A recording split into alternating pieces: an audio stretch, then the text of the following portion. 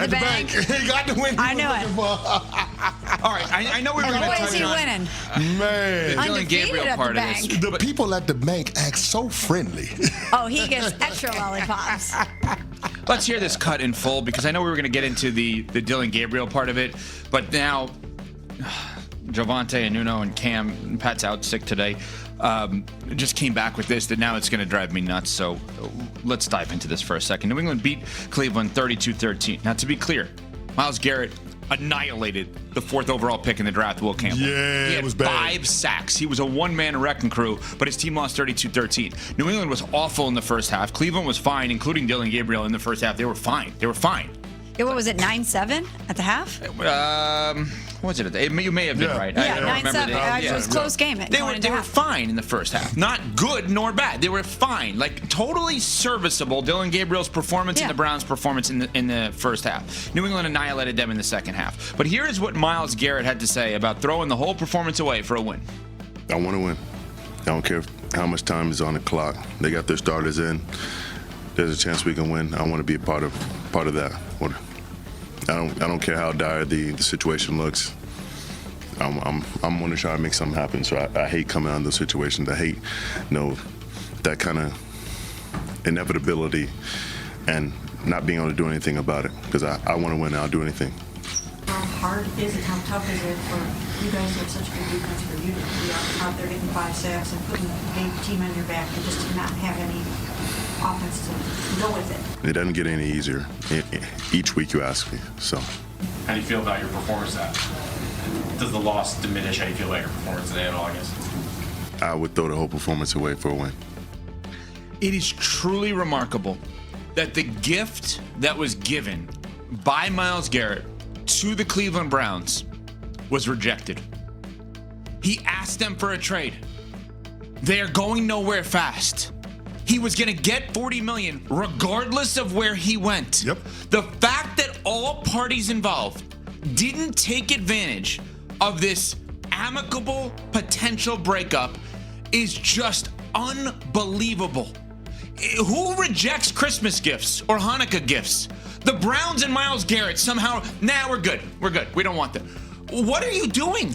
He asked for a trade. He got the $40 million. He would have gotten it from anyone, Smalls. Can I ask you a question? You look at that Cleveland Browns roster.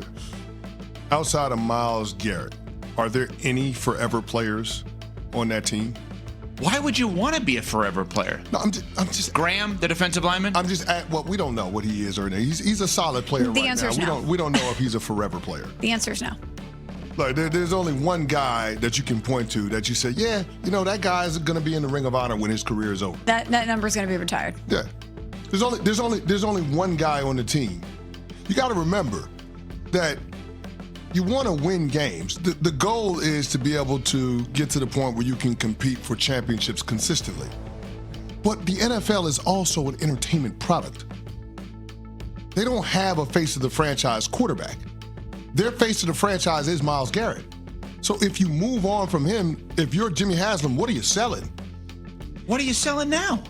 What? At least you can sell number 95. Hey, he went out there and set a franchise sack record for a single game. He was unreal. He was unbelievable. Mike Vrabel was gushing about the guy post-game, saying he's glad he only has to play him once and not twice.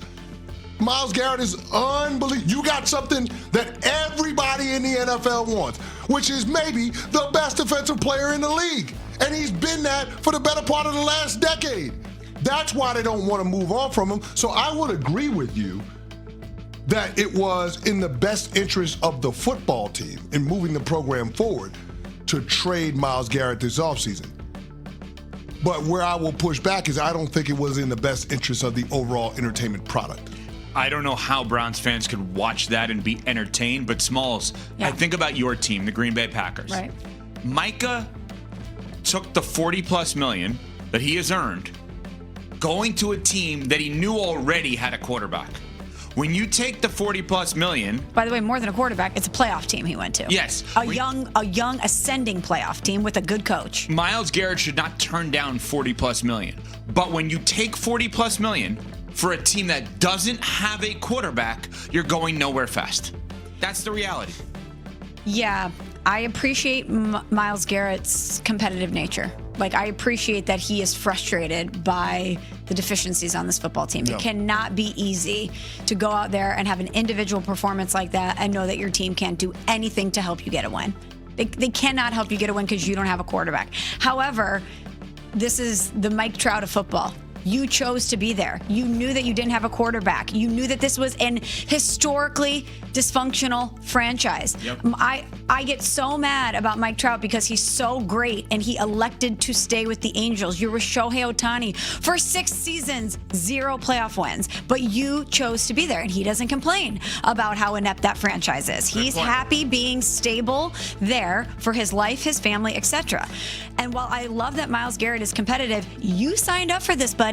Yeah, it was a very lucrative contract for you, a very lucrative deal that you made with this organization, but you had been there. You are in the building every day. You know how this story is going to end, and you chose to be there. You made a lot of good points. The number one for me is that Trout doesn't complain that the Angels don't win.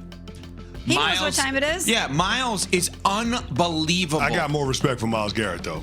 I appreciate that he is complaining that they don't win, because you signed up for that. It's like complaining that your spouse is cheating on you when they cheated on you before you got engaged. You knew they were cheating. Time out. We're getting too hyperbolic, because you're saying that he signed up for that, and I get the history of the Cleveland Browns, but every player goes into every season believing that there is a path for his team to be more competitive than the general public thinks. And I'm pretty sure that Myles Garrett, who is the anchor on one of the best defenses in the entire National Football League, believes that if they can get some semblance of competent quarterback play, i.e. Joe Flacco or Kenny Pickett or Dylan Gabriel or Shedeur Sanders or eventually Deshaun Watson, maybe, just maybe, we can find a way to be in this thing once we get to December. Now, it hasn't worked out for them that way, but to that I will say, at some point, Kevin Stefanski is going to have to make a change just for change's sake, because it's clear that Myles Garrett's frustration is shared by everybody else on that team. And when you got the optics of your best player slamming his helmet on the sideline after Gabriel goes out there and throws 2 brutal interceptions in the second half of that game that effectively seal your fate, at some point, something has to change. And it boggles my mind that Kevin Stefanski is adamant about sticking with Dylan Gabriel after the bye week, after we've seen the quarterback throughout the course of his first 4 starts rank dead last in yards per pass attempt, yards per dropback, air yards per attempt, and have the second worst QBR during that span, only to Titans rookie Cam Ward. And who would you like him to go with? When Shedeur Sanders is healthy, when Deshaun Watson is healthy, go with one of those options. Hell, even if it's Bailey Zappi, go with one of those. At some point, you're going to have to do something different, because continuing to do the same thing over and over again and expecting a different result is the definition of insanity. So it's not, and we're borderline at that point. But it's not necessarily a Shedeur thing for you. No, it doesn't have to be a Shedeur. He may not be healthy enough to play. He has a back injury. Well, yeah. Well, we'll see what happens after the bye week, right? Like, he had a back injury yesterday. They've got a bye week. We'll see what ends up happening after that. But, I mean, you got to get somebody else ready to go in and be the guy. And I'm not saying that it's over for Dylan Gabriel in Cleveland, because it's not. He's a young, ascending player. But right now, it's too big for him. And he limits what your offense can be. The guy can't throw the ball down the field. And now, all of a sudden, defenses are stacking the box, taking away Quishon Junkins and Jerome Ford and Dylan Sampson. They're taking away your run game because you won't throw the ball down the field, or you can't throw the ball down the field. Either way, the impact is the same. And if you're a defensive player, you're getting tired of seeing the ineptitude on the offensive side of the ball, and you're getting tired of opposing offenses holding the ball as long as the Patriots did yesterday. I mean, it's hard to play defense when the opposing team is holding the ball for over 36 minutes. And that's in large part because your offense can't sustain drives. They were 2 of 11 on 3rd downs, 1 of 3 on 4th downs. Come on, man. It's bad. And something has to change. Coming up, ESPN NFL analyst Damian Woody will join us in studio now.